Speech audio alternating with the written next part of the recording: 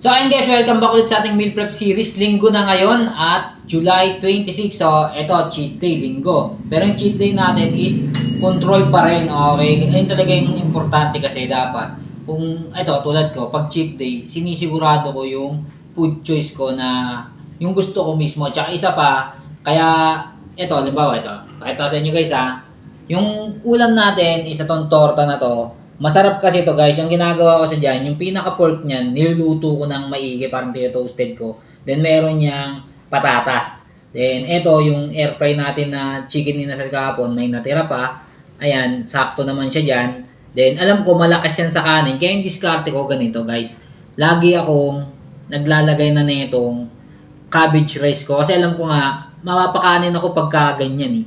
Yan. So, pwede naman ako magluto ng mga kaldereta, menudo, ganyan, mechado, kare-kare, paglinggo. Kaso nga lang, ang iniisip ko, yung oras, yung preparation nun, paglinggo nanonood kami. Kaya, nagiging mapili ako na yung pagkain gusto ko, at the same time, madali siyang lutuin. Kasi yung oras yung pinaka-importante rin sa akin. Tulad yan, manonood kami ng movie ngayon, ilang movie pa panoorin namin. So, ayan guys, parang nagkakaliwanagan lang. Mukha tong puno, mukhang marami. Kasi di ba yung iba nga, niloloko nila yung sarili nila sa diet nila. Minsan sabi nila diet pero kumakain pa rin ng kung ano-ano. So ako, niloloko rin naman yung sarili ko pero in a good way. Kasi isipin mo pasta plate lang to.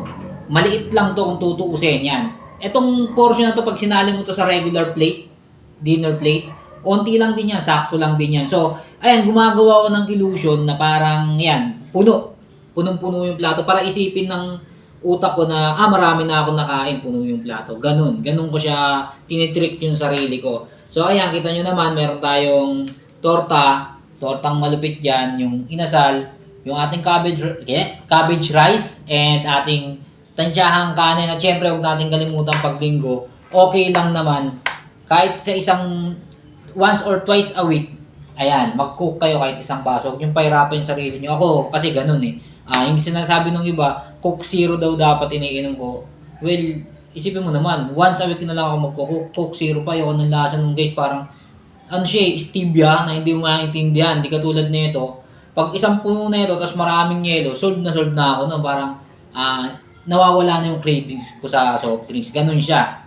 So, eto pa isa. Di ba? Ayan, katulad niyan. Ang magpapayat is talagang di rin madali. Diba? Alam nating lahat yan, di madali. At pag nakapagpapayat ka na, halimbawa ako, from 90 kilo, di ba? Isipin mo, pumayat na ako ng ganito, na-hit ko na yung goal ko. Ang naging tanong sa akin, anong kasunod? Paano ko to i-maintain? Doon talaga ako medyo, parang napaisip talaga ako kasi, isipin mo naman, kahit sino makapagpapayat, pero yung i-sustain siya, i-maintain mo ng mahabang panahon yun. Paano? Di ba? Kaya, habang tumatagal yung journey ko, hindi ako tumitigil mag-isip ng sustainable na meal plan. Kasi doon talaga ako babaksak yung pagkain pa rin. Yung workout, tulad niyan, twice a week lang ako nakapag-workout, pero okay lang, bukas workout ulit, ganun. Pero yung pagkain, yun talaga ang araw-araw mo kinukonsume. Tsaka isa pa, ito, bukod dyan sa pagkain natin, soft drinks, sa itong main meal natin, meron din tayo mamayang ito, pang sabay ito sa kape, black coffee, masarap talaga to guys, kicks yan, pichi-pichi naman. So, dyan din, nagiging rin ako, mindful din ako sa pagpili kasi mas trip ko to kaysa sa mga donut, burger, mas trip ko to mga gantong kakanin. Oo. Ayan. Then, meron tayong roller coaster para pag nanood ng movie and chips. Ganyan talaga pag Sunday, hindi ko dinideprive yung sarili ko, kumakain pa rin ako ng gusto ko. Pero, control. Ayun na may importante, kontrolin mo pa rin, wag yung walwalin mo lahat ng pagkain. So, ayun nga, sabi ko nga, sa pagkain ka tumaba, syempre sa pagkain ka pa rin talaga, papayat, samahan mo lang yan ng regular exercise. Ciao!